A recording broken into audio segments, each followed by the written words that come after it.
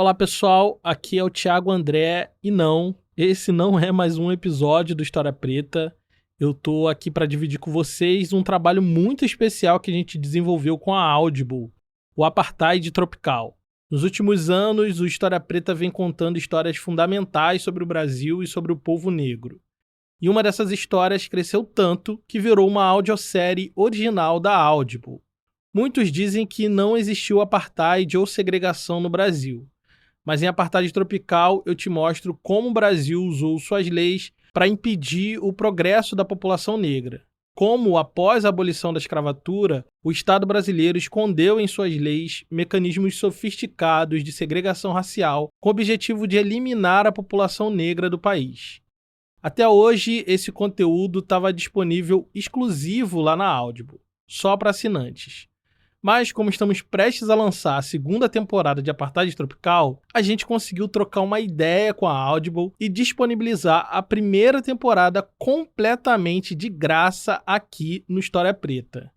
Espero que você goste desse conteúdo, que é fruto de muita pesquisa e trabalho coletivo. E se prepare, em poucas semanas sai a segunda temporada do Apartheid Tropical, exclusivo lá na Audible, o serviço de audiolivros da Amazon. Vai lá conferir, dá para testar a plataforma de graça e maratonar todo o nosso conteúdo e muito mais.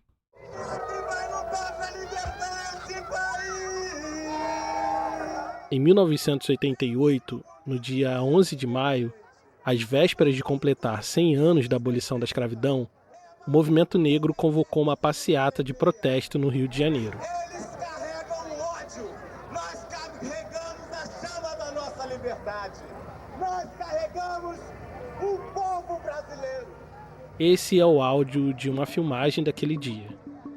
Um registro histórico feito pela Eno Barujô Comunicações e digitalizado pelo acervo Kutne. O vídeo começa com uma tomada ampla de um grupo de pessoas negras segurando cartazes e se cumprimentando. Eles ainda estão se concentrando no início da Avenida Presidente Vargas, principal via expressa do centro do Rio de Janeiro. Ali seria o ponto de partida da marcha. Atenção todo mundo para trás do carro de som. A voz que você ouve é de Marcos Romão, militante que tenta organizar o início do protesto.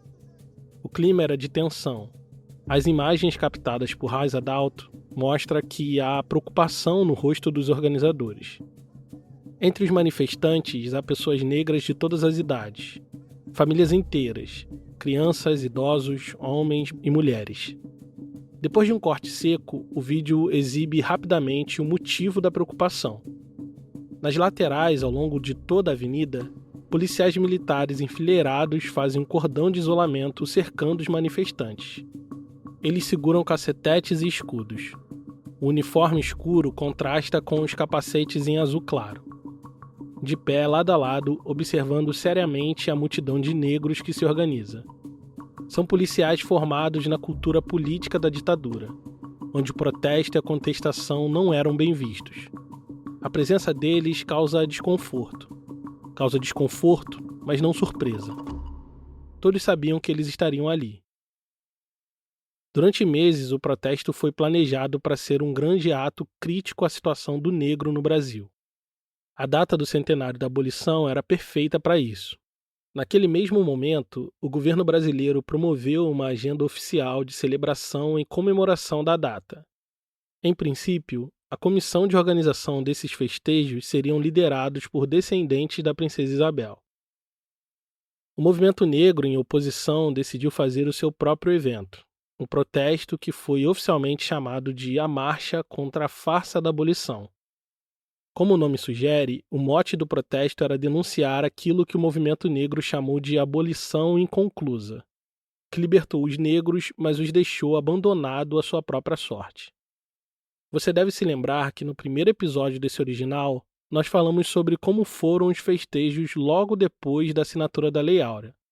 Naquele episódio, falamos como a população negra estava feliz e tomada de esperança pelo horizonte de possibilidade que se abria. 100 anos depois, essa mesma população negra decidiu que não era hora de festa. Era hora de luta e protesto. A marcha foi anunciada em todos os veículos de imprensa. Cartazes colados pelas ruas, universidades, escolas convocavam a população negra para o ato político mais importante daquele ano. Prevendo a presença massiva da população nas ruas, o Exército e a Polícia Militar foram convocados para reprimir o ato, sob a alegação de que os negros pretendiam depredar o monumento Panteão Duque de Caxias, patrono do Exército. A nossa passagem em frente ao Panteão de Caxias. Então, nós comunicamos às autoridades, nós vamos até onde o racismo deixar. O movimento negro se pôs em marcha. O plano era sair da Igreja da Candelária, no início da Avenida Presidente Vargas, e caminhar até a antiga Praça 11, onde ficava o busto em homenagem a Zumbi dos Palmares. Lá estaria um palco para que as lideranças fizessem seus discursos. Mas no caminho entre a Candelária e Zumbi dos Palmares está o monumento de Duque de Caxias, em frente ao Comando Militar do Leste, quartel-general do Exército. Alegando proteger o monumento onde está os restos mortais de Caxias, os militares montaram ali em frente uma barreira para impedir que o movimento negro passasse. Hoje no Rio de Janeiro não tem absolutamente nenhuma diferença do apartheid na África do Sul. Não tem nenhuma diferença da África do Sul que está acontecendo hoje aqui. A noite já tinha invadido o dia quando manifestantes negros se aproximaram da barreira imposta pelo Exército. Misteriosamente, todas as luzes públicas da avenida foram apagadas. Só as luzes da câmera de raiz alto conseguem iluminar os rostos dos manifestantes que continuam avançando rumo ao objetivo.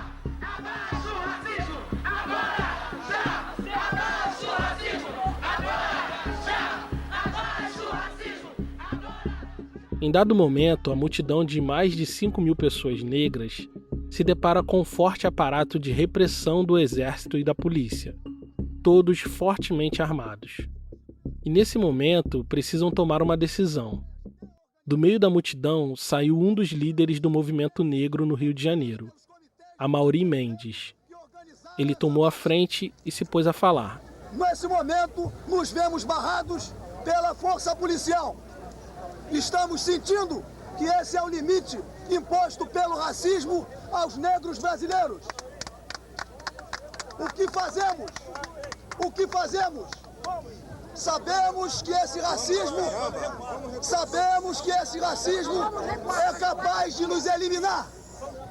Sabemos que o racismo é capaz de nos eliminar. Isso tem sido feito individualmente. Neste momento, é necessário frisar que agora, quando estamos organizados, não podemos mesmo assim determinar nossos caminhos.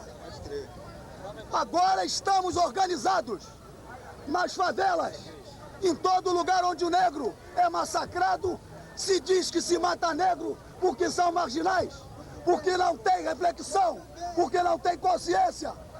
Aqui, por que querem nos oprimir? Essa é a pergunta que o comando da marcha deixa. Por que aqui querem nos oprimir? Aquele era um momento crítico na política nacional. O Brasil estava saindo de uma ditadura e agora, no mesmo ano do centenário da abolição, tinha a oportunidade de escrever uma nova Constituição Federal e reconstruir uma nova república. Esse era um momento importante para o movimento negro, um momento único, uma oportunidade que não podia ser desperdiçada. Era a chance política de reverter as leis e criar uma nova ordem social que pudesse, dessa vez, contemplar as necessidades da população negra. Nas ruas e no parlamento, uma batalha estava sendo travada, e a luta pelos direitos básicos da população negra encontraria resistência. Ao pressionar o poder público nas ruas, os negros receberam a repressão como resposta, mas ainda tinha o parlamento, e dessa vez, pela primeira vez, a população negra tinha uma representante nos corredores do poder, uma mulher negra e favelada. Seu nome, Benedita da Silva.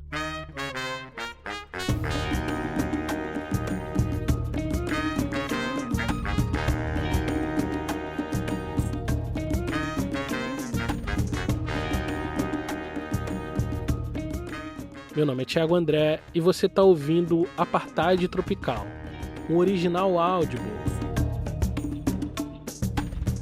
Episódio final, Movendo Estruturas. A década de 80 foi um momento chave na política nacional, e o movimento negro se viu numa encruzilhada histórica na luta por direitos. Aqueles eram anos de abertura política, anos em que a ditadura militar encontrou seu fim e as forças políticas estavam se reorganizando no Brasil. No meio disso tudo, os negros organizados eram mais um grupo político a emergir no debate público. Filhos de uma longa tradição de organização coletiva, a militância negra que surge ao longo da década de 70 e ganha força nos anos 80, floresce graças ao acúmulo de experiências das mais diversas organizações negras do século XX, muitas delas retratadas aqui neste original. Porém, essa geração de ativistas tinha uma coisa muito clara no seu horizonte. Para mudar as estruturas racistas do Brasil, teriam que entrar nas estruturas de Estado, e naquele momento da história, só tinha um jeito de fazer isso, se candidatando a um cargo político. O Brasil tinha acabado de sair de uma ditadura que durou mais de 20 anos.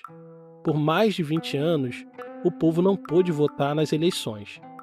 Então, o processo de abertura política foi profundamente marcado pela esperança e a valorização do voto, da candidatura, dos partidos, enfim, da democracia. Nesse contexto de efervescência política, os movimentos negros logo se organizaram para não ficar de fora dessa nova realidade. Então, assim, todos esses momentos de abertura, o MNU teve participação. A gente não estava descolado só no mundinho discutindo o racismo, né? Essa é a Regina Santos, militante histórica do MNU, o Movimento Negro Unificado. Por exemplo, quando começa a se levantar a questão da Constituinte, a negrada no Brasil, não só o MNU, começa a se organizar para ter um peso, uma interferência, né, em cima da questão da Constituinte. Então, depois de décadas de ditadura militar, o Brasil precisava de uma nova Constituição. Uma Constituição democrática que refletisse os valores da nova república que emergia daqueles tempos difíceis. Em 1986, iria acontecer eleições gerais para escolher os parlamentares que integrariam a Assembleia Nacional Constituinte. Ou seja, esses parlamentares seriam os responsáveis por escrever a nova Constituição, a Carta Magna, o corpo de leis que rege todas as leis da República. E como temos visto até aqui, desde 1888, ano de assinatura da Lei Áurea, que a população negra se viu marginalizada e muitas vezes prejudicada pelas leis brasileiras. Leis que, de forma sorrateira, foram utilizadas contra a população negra e impediu seu progresso. É o que eu tenho chamado aqui de apartheid tropical. É o jeitinho brasileiro a serviço da segregação racial. A Assembleia Nacional Constituinte era a melhor chance da população negra virar esse jogo. Era a única chance que tinham de reescrever as leis e de serem vistos pelo poder público. Mas para isso, teriam que eleger os seus próprios candidatos. Lideranças do movimento negro se aproximaram e ajudaram a construir alguns dos partidos políticos que emergiram nessa abertura política. E a partir desses partidos, lançaram suas candidaturas à Assembleia Nacional Constituinte. O movimento negro se mobilizou ao redor de candidaturas de peso, de líderes históricos do movimento. É o caso de Abdias Nascimento e Lélia Gonzalez, que foram candidatos pelo PDT do Rio de Janeiro, que tinha forte ligação com o movimento negro. Abdias vinha de uma longa jornada de militância negra. Foi fundador do Teatro Experimental do Negro ainda na década de 40 e atravessou as décadas como um dos principais nomes de militância negra no Brasil. Lélia Gonzalez era tudo e mais um pouco. Antropóloga, intelectual, militante feminista e do movimento negro, foi uma das fundadoras do MNU e do Partido dos Trabalhadores, com quem inclusive rompeu relações por considerar que o PT do Rio não dava o devido valor à questão racial. Além desses, também teve Teresa Santos, que se candidatou pelo PMDB. Dramaturga e militante histórica, integrou o Teatro Experimental do Negro e fundou o SECAM, Centro de Cultura e Arte Negra, um dos berços do MNU. Milton Barbosa, fundador do MNU, que entrevistei no último episódio, também se candidatou a deputado constituinte, mas pelo Partido dos Trabalhadores, que ele ajudou a fundar. Esses eram os nomes de peso que tinham grandes chances de eleição para deputados constituintes. A militância negra se envolveu e depositou as esperanças nesses nomes, mas para surpresa de todos, nenhum deles foi eleito. Os nomes negros que realmente brilharam nessas eleições passaram despercebidos pelo radar de muitos. Dos poucos negros eleitos em 1986, estava um nome improvável que faria toda a diferença para o futuro da população negra. Uma mulher preta e favelada chamada Benedita da Silva. Eu acho que não tem como explicar o sucesso da Benedita enquanto deputada constituinte, né, desassociado da luta e da combatividade do movimento negro, né, e especialmente o movimento de mulheres negras. Essa é Rayane Andrade, doutora em Direitos Humanos e Cidadania, com uma tese sobre Benedita da Silva. E este encontro na Assembleia Nacional Constituinte, acho que confere a ela, desde o momento que é sabida a eleição, o resultado da eleição, um papel de protagonismo. Então ela não chega de maneira despercebida lá. Ela é aguardada lá. Benedita disputou a eleição parlamentar mais importante da década contra antigas raposas políticas. Gente com cacife, filhos de famílias oligárquicas. E venceu. Como Rayane disse, em 1986, ela não era uma novidade. Na verdade, ela era aguardada e desejada para ser deputada constituinte. Mas como que isso aconteceu? Como uma trajetória política absolutamente improvável se tornou protagonista de um dos processos mais importantes da nossa democracia? Na minha leitura enquanto pesquisadora, vendo, né, e tendo acesso a essa história da Bené, eu identifico que o envolvimento político dela começa com o terreiro da mãe dela lá no Morro do Chapéu Mangueira. Dona Ovídia, mãe de Benedita, era uma mulher umbandista que no início do século XX, assim como muitos outros negros, botou os filhos dentro de um trem e partiu para o Rio de Janeiro. Primeiro ela sai de Minas com os filhos embaixo do braço, né? O marido fica para trás e ela vai tentar a vida no Rio de Janeiro no fluxo migratório que era muito comum naquele período. Como falamos nos episódios 2 e 8 de Apartheid Tropical, sem acesso à terra, boa parte da população negra rural migrou para as cidades para conseguir uma vida melhor. Foi o caso de Dona Ovídia. No Rio de Janeiro, ela se instalou na favela da Praia do Pinto, que já não existe mais, mas ficava num dos espaços mais caros do Rio de Janeiro, entre a Lagoa Rodrigo de Freitas e o Leblon.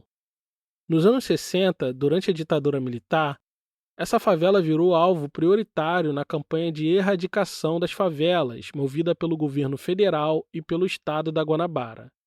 Mas antes que o processo de remoção fosse concluído, a favela sofreu um incêndio cujas causas nunca foram esclarecidas, que queimou 1.000 barracos e deixou mais de 9.000 pessoas desabrigadas. A família de Benedita saiu daquela favela num contexto de remoção e urbanização acelerada. Sua mãe se mudou para outra favela na Zona Sul carioca, o Morro do Chapéu Mangueira, que fica no bairro do Leme, próximo a Copacabana. E aí lá ela estabelece esse terreiro que se torna uma referência muito grande para a comunidade. A partir do seu terreiro, a mãe de Benedita se tornou uma importante liderança comunitária. E eu acho que é ali que essa Bené criança começa a perceber que a existência na comunidade é uma existência coletiva. Então, eu colocaria este marco. Se a gente vai pensar no eixo dos espaços políticos mais tradicionais, o que acontece? Essa menina que tem essa carga coletiva muito forte, né, ali da casa dela, da casa da mãe dela, começa a participar da Associação de Moradores do Chapéu Mangueira. Naquele tempo, as favelas tinham uma estrutura muito precária. Barracos construídos com madeira, latão e argila no alto do morro, sem ruas ou calçamento. Esgoto a céu aberto e ausência de água encanada. Benedita ajudava sua mãe, que era lavadeira, a entregar as trouxas de roupas nas casas dos patrões que viviam no asfalto. Precisava subir e descer muitas vezes pelos becos do morro, ainda sem calçamento. Sentia na pele a vida dura de um favelado. Foi nesse contexto que ela passou a atuar na Associação de Moradores do Chapéu Mangueira, para reivindicar direitos básicos para os moradores da favela, que naquele momento se concentrava em levar calçamento e saneamento básico para a comunidade. Para isso, articulava com outras lideranças dos movimentos de favela no Rio de Janeiro, e acabou se tornando conhecida para além do Chapéu Mangueira como uma importante liderança popular. É em meio a tudo isso que um jovem partido político se aproxima de pessoas com o perfil de Benedita. O Partido dos Trabalhadores, recém-criado, marcou reuniões com líderes de favela para buscar soluções para esses territórios e lançar candidaturas populares com a cara do povo. Que a galera da associação dizia: Bené, tu não vai para essa reunião desse partido novo que estão criando aí, porque isso não vai dar em nada. Porque não é esse o lugar, porque vai dividir a esquerda e tal. Aí ela disse: quer saber de uma coisa? Só porque disseram que não é para ir, eu tô chegando lá na reunião. Benedita se filiou ao Partido dos Trabalhadores num momento decisivo da história política brasileira. Em 1982, aconteceram as primeiras eleições ainda nesse processo de abertura política. E como vimos no episódio anterior, o movimento negro lançou suas candidaturas através de partidos de esquerda e centro-esquerda disponíveis no momento. O Partido dos Trabalhadores, no Rio de Janeiro, lançou a candidatura de Lélia Gonzalez para deputada federal e duas líderes comunitárias de favelas para vereadoras do Rio, Jurema Batista e Benedita da Silva. E este PT, como diz o professor Walter Pomar, nesta fase histórica, né, heróica, assim, tinha uma plataforma muito combativa, né, muito diferente. Isso ajuda a entender como e por que o partido apostou suas fichas numa candidatura como a de Benedita, que tinha como bandeira o slogan Mulher, Preta e Favelada. Todos esses rótulos eram muito mal vistos na mentalidade social dos anos 80 e continuam ainda hoje mal vistos nesses mesmos círculos sociais. Inclusive, tem um episódio que ajuda a ilustrar bem isso que eu estou dizendo. Benedita estava numa agenda de campanha junto com duas candidatas ao parlamento estadual pelo partido. O compromisso era uma reunião com os moradores do Grajaú, bairro de classe média na zona norte do Rio. Em dado momento, um sujeito se levantou e disse: eu não sou mulher, não sou negro e nem favelado. O que eu tenho a ver com a sua campanha? Benedita então perguntou a ele as horas. Era quase meia-noite. Então ela disse: até agora tem uma pessoa que está lhe servindo café. Essa pessoa tem a ver comigo. Alguém vai sair daqui e o motorista vai esperar lá embaixo. Esse motorista tem a ver comigo. Ele vai ter que voltar para deixar o seu carro na garagem e pegar um ônibus para voltar para casa. Então essa pessoa tem a ver comigo. E se elas têm a ver comigo, então você também tem, porque eu vou lutar pelo direito dessas pessoas. Foi essa firmeza de propósito que fez de Benedita um nome promissor naquelas eleições. Ela não era favorita ao pleito. Todos achavam que Lélia Gonzalez se sairia melhor. Já era conhecida no meio negro e no movimento feminista. Mas quando o resultado das eleições chegou, todos se surpreenderam. Lélia tinha sido a segunda candidata mais votada do partido no Rio de Janeiro. Mas isso não foi o suficiente. Perdeu as eleições por apenas 800 votos. Quase todo mundo do PT perdeu em 82. Menos uma. Benedita da Silva foi eleita vereadora do Rio de Janeiro. A primeira mulher negra eleita vereadora no Rio de Janeiro. Confesso que a primeira vez em que estive nessa tribuna, as pernas batiam uma na outra, eu tremia e eu olhava para tudo quanto era lado aqui e eu só via as comunidades, eu só via o morro, eu só via gente negra, eu só via os trabalhadores, eu só via essa gente, e eu sabia que não estava sozinha nessa tribuna. Como você pode ouvir nesse discurso que ela fez em 2010 na Câmara dos Vereadores do Rio, Benedita sentiu a pressão e o peso da responsabilidade que carregava. Muitas pessoas confiaram nela, porque viam no seu rosto, na sua história, uma igual. E se tornar vereadora, frequentar os espaços de poder, mudaram um pouco a rotina de Benedita. Ela ainda era a mulher negra e favelada que enfrentava a jornada dupla, às vezes tripla, de trabalho, pois dividia sua atividade como vereadora com os afazeres domésticos e o estudo universitário que chegou tardiamente em sua vida. E estudava e chegava cansada para fazer as provas, sem saber as matérias, mas ela ia e dividia os bancos universitários junto com a filha. Então, ela chega, como é um marcador muito forte para as mulheres negras, ela chega mais tarde dentro dos bancos universitários. E ela só chega lá depois de ter conseguido um emprego mais estável. Antes, a Bené trabalhou de tudo que você possa imaginar. Ela trabalhou vendendo limão na rua, carregando caixote na feira, como lavadeira com a sua mãe, além de trabalhadora doméstica. Tudo que está no repertório, né, do acesso ao trabalho para as pessoas em comunidades, especialmente para mulheres negras, a Benedita fazia. Benedita da Silva sofreu o drama do apartheid tropical. Ela, sozinha, viveu na pele quase todos os pontos abordados neste original Audible. Sua mãe foi forçada a sair do campo por falta de acesso a terra e território. Sem destino na cidade, foi obrigada a morar numa favela. Porém, a especulação imobiliária e a segregação racial na cidade fez de sua família mais uma vítima das remoções e demolições das favelas. Teve que subir o morro morando em lugares precários, pulando de subemprego em subemprego para pôr comida na mesa. Conviveu de perto com o analfabetismo, foi educadora popular e, por contingências da vida, frequentou muito tarde os bancos universitários. Sem representantes na política, decidiu ela mesma fazer o que devia ser feito. Mas ser a primeira e única mulher negra no parlamento carioca não foi fácil. Contra sua vontade, Benedita experimentou o sabor amargo desse racismo à brasileira. Ela não leu ou estudou sobre. Ela viveu na pele o apartheid tropical. Negros!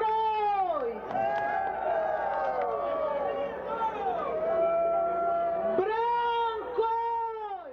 Essa é uma filmagem resgatada pelo acervo Kutner. A vereadora Benedita da Silva discursa no palanque da marcha de 1983, no dia 20 de novembro, Dia da Consciência Negra.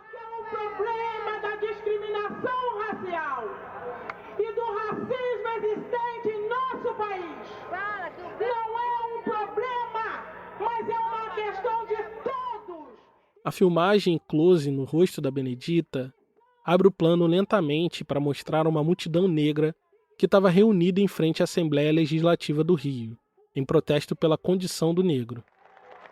Cor diferente! Fala, mulher! E essa cor diferente nos condenou a estarmos marginalizados desta sociedade. E é preciso que saiba que nós não somos apenas fortes para trabalhar e para carregar peso, mas nós somos suficiente fortes para resistir e unir e clamar por justiça racial. O principal legado do movimento negro nos anos 70 e 80 foi justamente questionar e pôr em xeque a ideia de democracia racial. Essa ideia circulou no imaginário popular brasileiro por muitos séculos, com diferentes nomes, mas com o mesmo sentido. Diziam que no Brasil não existia racismo de verdade. Aqui não teve nada parecido com as leis de segregação dos Estados Unidos ou África do Sul. Essa ideia perigosa é a espinha dorsal daquilo que, inspirado em Milton Santos, tinham chamado de apartheid tropical.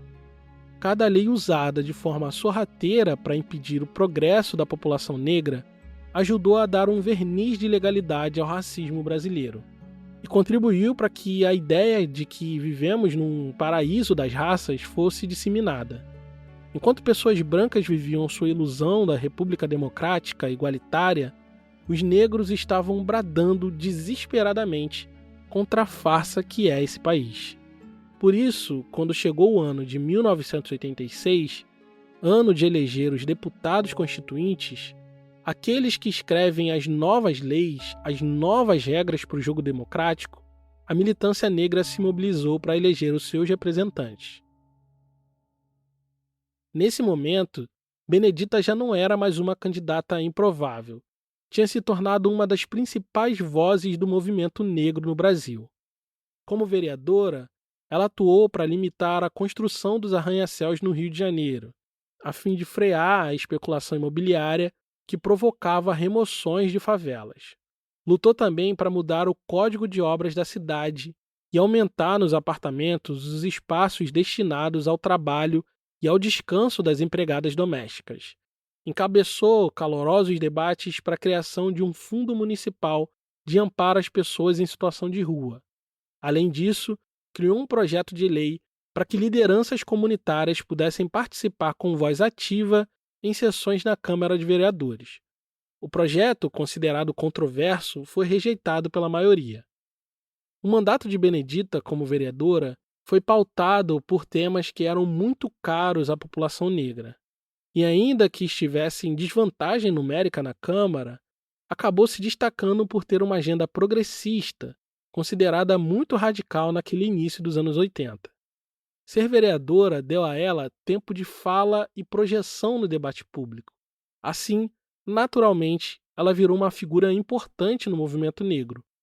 Por tudo que viveu pessoalmente e pela trajetória política que estava construindo, parecia ser a melhor pessoa para representar os negros no parlamento. Como que seria ter uma Assembleia Nacional Constituinte hoje no Brasil? Eu acho que o resultado ia ser muito, e aí é uma avaliação minha, muito parecido com o que foi de 88. É de disputa feroz. E nesse momento decisivo da nossa história, o movimento negro organizado não podia se furtar a oportunidade de ir à luta. Um time de peso foi escolhido entre os líderes do movimento negro para disputar as eleições gerais de 1986. Lélia Gonzalez, Abdias Nascimento e Carlos Alberto Caó sairiam pelo PDT, Tereza Santos pelo PMDB, Edson Cardoso, Milton Barbosa e Benedita da Silva pelo PT. Porém, de todos esses, apenas Carlos Alberto Caó e Benedita conseguiram se eleger deputados constituintes. Nos seus ombros carregavam toda a esperança e a expectativa de um povo que há quase 100 anos esperavam por sua verdadeira liberdade. Mulher, negra e favelada. Esse foi o slogan de Benedita da Silva na sua campanha para a Câmara Federal.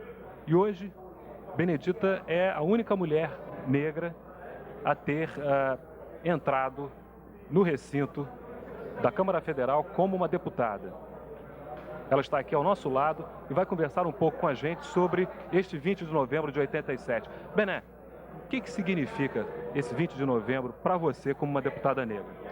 Significa o grito da liberdade. Nós estamos comemorando um dia de uma ideia, de uma liderança que Zumbi dos Palmares pôde conquistar. Em um dos primeiros dias como deputada constituinte, Benedita foi pegar um elevador. Vestia um terninho elegante, saia até o joelho e o cabelo com penteado característico, parecido com o que sua mãe costumava usar. Quando tentou entrar no elevador, foi impedida pelo funcionário da Câmara.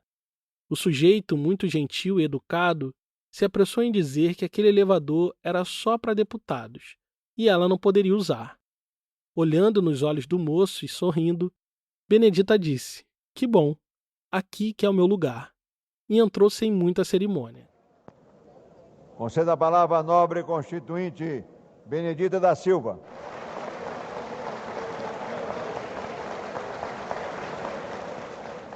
A minha presença nesta casa justifica-se pelo fato de que, nesta sociedade, pela primeira vez, resultado do esforço comum das comunidades faveladas, de um partido político que garantiu o espaço da maioria silenciada, das mulheres, dos negros, dos trabalhadores e da trabalhadora, nós estamos presentes pela primeira vez na condição de mulher, de negra e de favelada.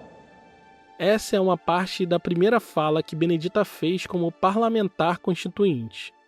Num espaço profundamente embranquecido, lotado de velhas oligarquias políticas, ela fez questão de lembrar pelo que e por quem estava ali. Ela não era a única pessoa negra no Congresso. Dos 559 parlamentares eleitos para constituinte, apenas 11 eram negros. E desses 11, apenas 4, de fato, estavam publicamente comprometidos com a pauta racial. Além de Benedita e Carlos Alberto Caó, que eram candidatos diretamente ligados ao movimento negro, 2 deputados negros se juntaram à causa antirracista.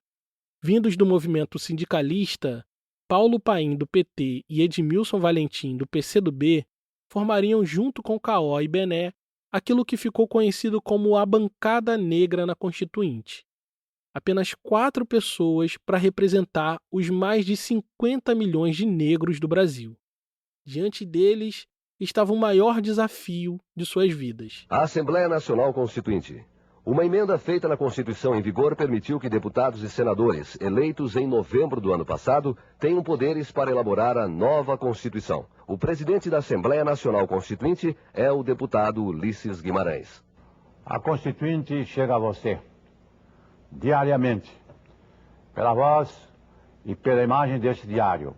Num programa exibido em rede nacional, o deputado Ulisses Guimarães explicou à população que aquela Constituição elaborada em 87 não tinha texto prévio, portanto, seria escrito do zero e com participação popular. Mas você também pode chegar à Constituinte, enviando sugestões suas ou através de seu sindicato, entidade de classe, associações de moradores.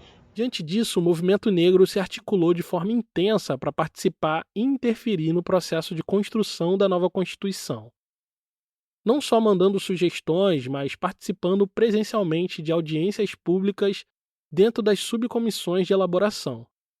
O movimento negro estava bem articulado e preparado para esse momento da história. Durante a década de 80, eles promoveram reuniões e congressos em diferentes partes do Brasil para levantar as demandas. Em 1986, véspera da Constituinte, realizaram a Convenção Nacional do Negro e a Constituinte. O evento ouviu 185 representantes de 55 entidades do movimento negro, vindas de 16 estados da federação. As resoluções do encontro deu origem a um documento com as demandas do movimento negro, que foi encaminhada para o Congresso e entregue ao presidente da República. Esse documento seria o norte que guiaria Edmilson Valentim, Paulo Paim, Carlos Alberto Caó e Benedita da Silva na Constituinte. A missão deles era conseguir que as pautas negras fossem levadas a sério, mas não iria demorar para que a bancada negra tivesse o primeiro baque. A Assembleia Nacional Constituinte se dividia em 9 comissões temáticas e 24 subcomissões. Em cada uma dessas subcomissões seriam discutidos os seus respectivos temas, produzindo um relatório que, ao fim, junto com os relatórios das outras subcomissões, daria origem ao texto constitucional. A subcomissão que trataria dos direitos dos negros, povos indígenas, pessoas com deficiências e minorias estava debaixo do guarda-chuva da Comissão de Ordem Social. A composição dessas comissões e subcomissões foi desenhada a partir de um grande acordo entre os partidos PMDB e PFL.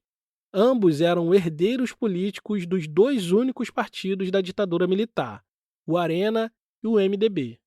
Junto, eles tinham 431 constituintes, ou seja, 77% do parlamento. Nesses arranjos políticos entre o PMDB e o PFL, a bancada negra na Constituinte foi dividida. Somente Benedita da Silva conseguiu ficar na subcomissão dos negros. Os outros 3 foram espalhados por outras subcomissões dentro da Comissão de Ordem Social.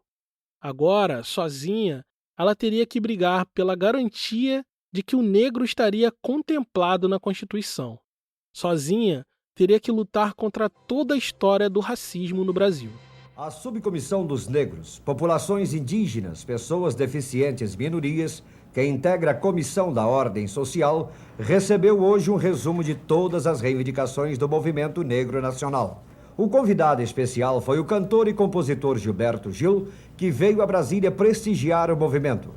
A sessão foi presidida pela constituinte Benedita da Silva, do PT do Rio de Janeiro.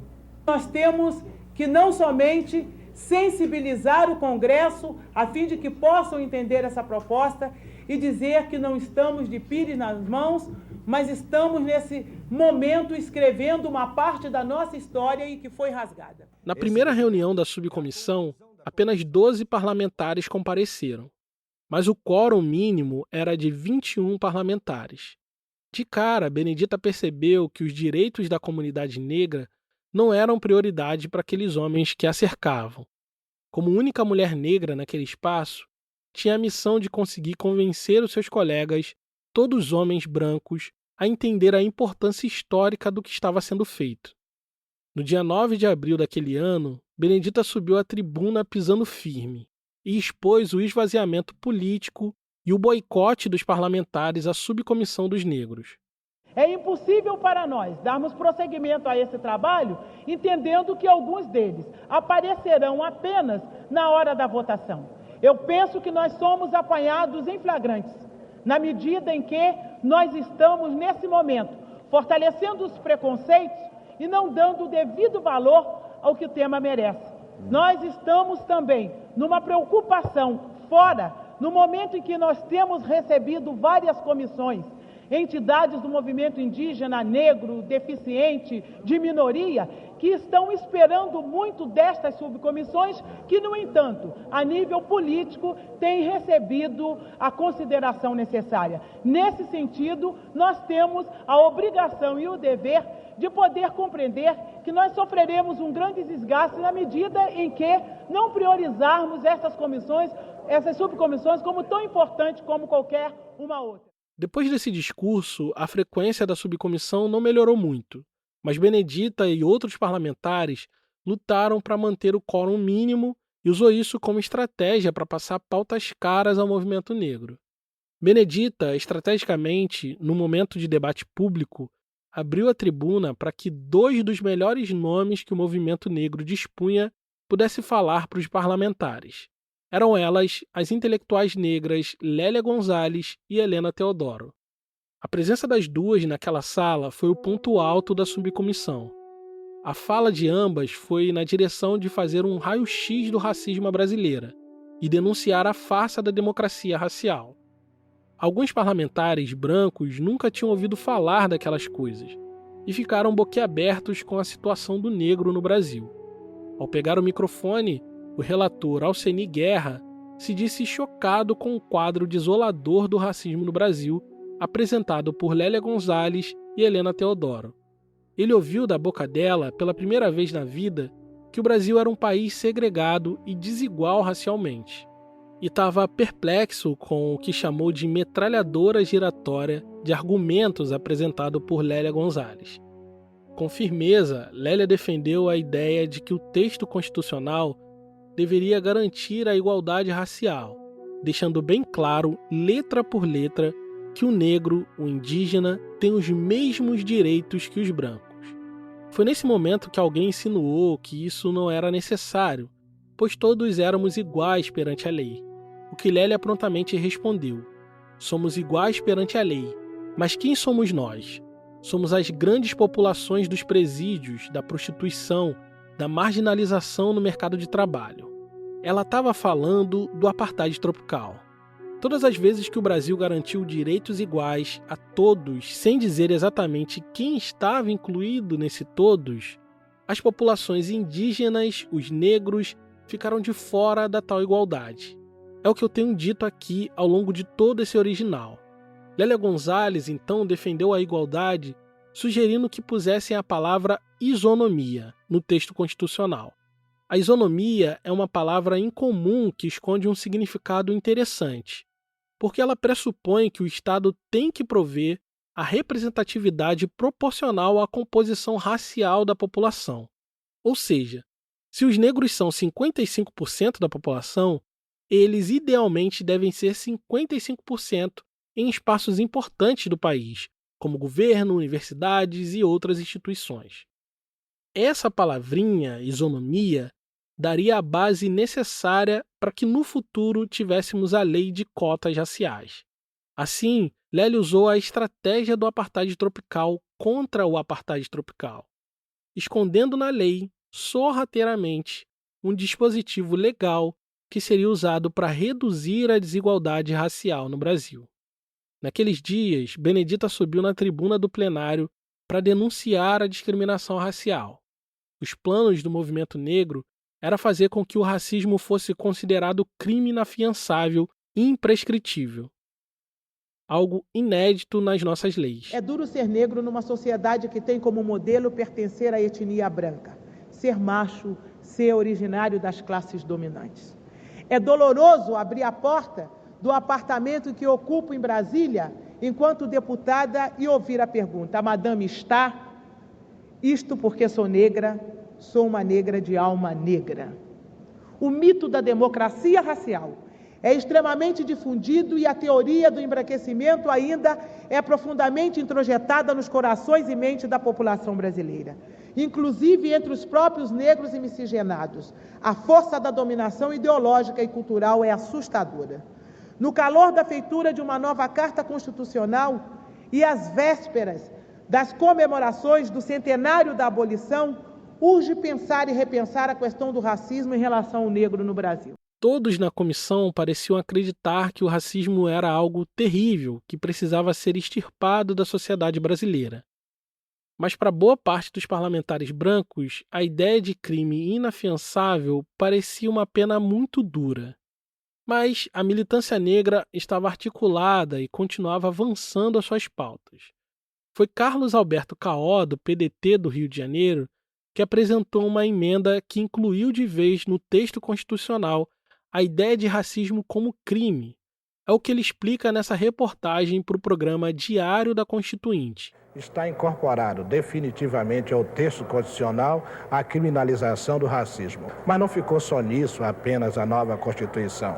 Ela estabelece que o ensino de história, em todos os níveis, deverá levar em conta a contribuição das diversas etnias e culturas para a formação do povo brasileiro. Essa era uma demanda muito cara para o movimento negro. A nova Constituição estava garantindo a educação gratuita para todos os brasileiros como uma garantia fundamental. Mas a bancada negra conseguiu inserir no texto a ideia de que o espaço educacional precisa promover a igualdade e ser um ambiente de acolhimento. O ensino de história negra era uma demanda estratégica de combate ao racismo. Eles acreditavam que a educação poderia ser um caminho para que a sociedade brasileira enxergasse o negro com mais humanidade.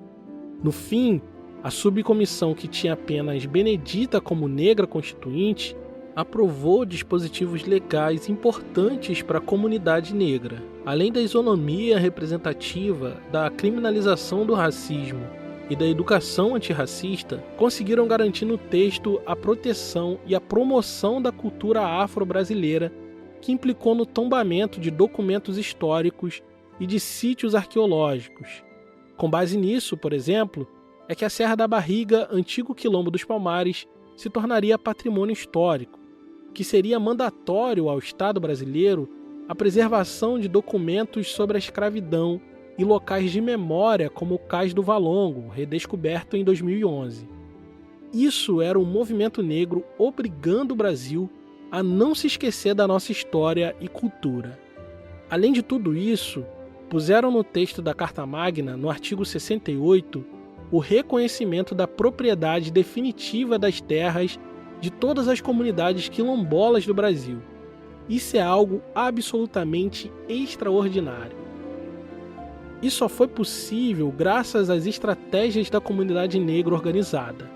Esse texto passou despercebido graças à ignorância dos parlamentares brancos que achavam que no Brasil deveria ter somente 2 ou 3 comunidades quilombolas. Se enganaram. Segundo o censo de 2022, o Brasil tem cerca de 7.666 comunidades quilombolas, formadas por 1,5 milhão de pessoas. Todas essas pessoas foram diretamente impactadas pela ação coletiva da comunidade negra organizada, que contou com a sagacidade e estratégia de Benedita da Silva. Um feito absolutamente extraordinário. Agora, esse texto precisava ser votado e aprovado por mais de 500 parlamentares. E essa não seria tarefa fácil. A primeira barreira veio do relator da Comissão de Sistematização, que disse publicamente que iria aprovar o texto que ele mesmo julgasse melhor. Bernardo Cabral, o tal relator, era responsável por pegar o texto de todas as subcomissões e sintetizar em uma espécie de rascunho da Constituição e entregar para o parlamento votar a versão definitiva do texto constitucional. Porém, ao receber as demandas das subcomissões, disse à imprensa que escreveria o relatório da Constituição como bem entendesse, ou seja, as discussões e textos aprovados nas subcomissões não valeriam de nada. Quando soube disso, o movimento negro reagiu. Foi às ruas em protesto e ocupou as galerias do parlamento. Benedita da Silva, combativa, foi à tribuna denunciar a medida descabida. Quando, na comissão de sistematização, apesar das constatações feitas por nós, percebemos que tivemos alguns avanços, nós percebemos um grupo de interesse que hoje, denominado Centrão, desejou e está hoje na sua maior participação, tentando mudar a regra do jogo.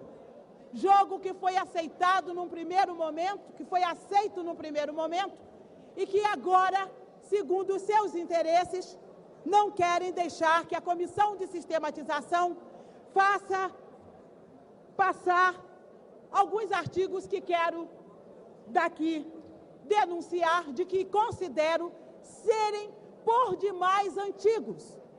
Nós somos as pessoas e as ideias mais antigas do universo. Sob forte pressão dos movimentos sociais e da sociedade organizada, o relator recuou da sua decisão e as pautas do movimento negro seguiram para votação no plenário. Agora era a hora decisiva. Se o texto fosse aprovado, mudaria tudo. Foi nesse contexto que o movimento negro foi às ruas denunciar a farsa da abolição da escravatura. Aquela marcha que relatei no início deste episódio. Foram 100 anos de humilhação e injustiça racial praticado a partir de leis que não contemplavam a comunidade negra. Agora era a hora de reverter o jogo. O movimento foi duramente reprimido nas ruas, e nos corredores do poder, Benedita subiu à tribuna mais uma vez para denunciar o racismo à brasileira. O negro continua suspeito para a polícia. Onde estão os governantes do Rio e deste país que não impedem de que a violência policial seja o terror cotidiano da comunidade negra? Quanto custou aquele aparato aos trabalhadores? Senhor presidente, dá para comemorar 100 anos de abolição? Não. São 372 anos de escravidão, mais 100 anos de abolição, temos 472 anos de opressão. Que vergonha para este país dizer que vivemos uma democracia racial. Pergunto, senhor presidente, somos livres? Não. A abolição, de fato, pressupõe transformações profundas, que vão desde a uma justa distribuição de renda, acesso ao trabalho, reforma agrária, a participação política, social, econômica e respeito à cidadania. O movimento negro não se intimidará. E não se intimidou. Quando começou a fase de votação da Constituição, o movimento negro se fez presente em Brasília para pressionar o parlamento e tentou entrar nas galerias, mas foi impedido. E aqui eu me manifesto contrário a esta decisão da mesa, em coibir a entrada de pessoas que nós sabemos responsáveis e que estarão aqui acompanhando o processo da votação em plenário. Obrigada. Aquele era um momento decisivo, uma encruzilhada histórica na conquista de direitos da população negra. Graças à organização coletiva dos movimentos negros e à condução destemida de Benedita no parlamento, as pessoas negras desse país conseguiram incluir na Constituição a criminalização do racismo, o reconhecimento e a preservação da cultura negra, a educação gratuita e universal que garante espaços seguros a pessoas negras e indígenas, o ensino de história africana e originária, o reconhecimento e titulação de terras quilombolas e indígenas. Entre 1888 e 1988, ano da aprovação da nossa Constituição, a comunidade negra se organizou de diferentes maneiras. Foram 100 anos das mais diferentes formas de mobilização da população negra no Brasil. 100 anos resistindo a um projeto escancarado de eliminação da população negra. 100 anos de sobrevivência ao pior dos sistemas de segregação e injustiça social. Um sistema dissimulado, sorrateiro e que se envergonha de dizer o que é. A população negra passou por demolições e remoções como a do Cabeça de Porco. Sobreviveu ao embranquecimento racial. Viu o samba quase morrer na mão da polícia e da lei da vadiagem. Criou o primeiro partido político negro de nossa história e viu ele ser extinto pelo autoritarismo. Resistiu às perseguições religiosas pela força de Xangô e de todos os orixás, vuduns e inquices. Sem terra ou território, ousou criar os seus quilombos e, aquilombados, no campo e na cidade, criaram um movimento social forte e transformador. Todos esses caminhos e o acúmulo de experiência das nossas lutas ancestrais trouxeram todos até esse instante. Como se cada avanço e recuo, cada vitória e derrota, cada sorriso e lágrima derramada nos levasse, como um povo, um pouquinho mais adiante. Como se cada um dos passos dados por cada negro no Brasil nos trouxesse até esse momento. Momento em que foi protagonizado por uma mulher preta e favelada. Uma mulher que viu a pior face do apartheid tropical. A população negra, coletivamente, conseguiu o impensável e trouxe à realidade o impossível. Juntos, conseguiram mudar o ordenamento jurídico de todo um país e movimentar as estruturas do apartheid tropical. Essa história aqui que eu estou te contando começou com a pressão dos movimentos abolicionistas e as rebeliões nas senzalas que desagou em 1888, no momento em que uma mulher, branca e princesa, com a caneta na mão, assinou a lei mais importante do século XIX. E agora, essa história termina 100 anos depois, com a pressão dos diferentes movimentos negros do século XX, que desagou numa mulher preta e favelada que, trilhando coletivamente os passos dos seus ancestrais, ousou estar nos corredores do poder e escrever as leis que abriram um novo caminho para os negros do Brasil. Naquele ano de 1988, no dia 13 de maio, Benedita da Silva subiu à tribuna e, mais uma vez, fez o seu discurso. 13 de maio de 1888. Uma voz na varanda do Paço ecoou. Está extinta a escravidão. Negro cantou, dançou, pulou, gritou, rezou, fez tudo o que pôde para comemorar a data. Era o dia da abolição. A louvação foi feita. Louvar os que bem mereceram e deixar o ruim de lado. Naquele momento, a lembrança não passava pelo navio negreiro, o armazenamento, a mercadoria, açoite, gemidos, ais, senzalas, tronco, etc. Aquele momento não era apenas uma dádiva da classe dominante. Significava o resultado da resistência negra à covardia e à crueldade da classe dominante. Doravante, um novo tipo de escravidão surgia, sutil, sorrateira, pérfida, tirando qualquer perspectiva de ascensão social, política ou econômica. Trocaram o chicote, o tronco e outras coisas mais por caneta, mesa, livros, porta social, panteão.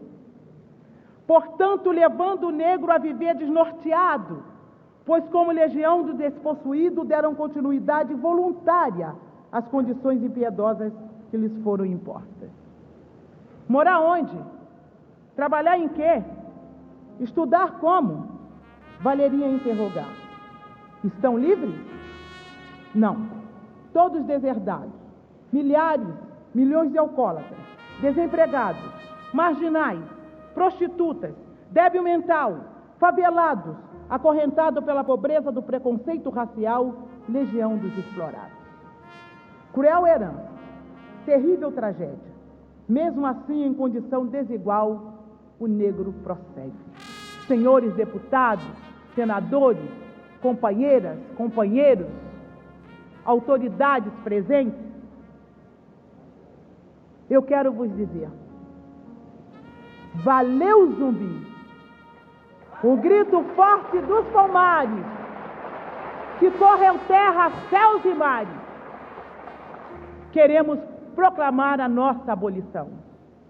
Não é ódio, nem rancor, apenas um grito de liberdade.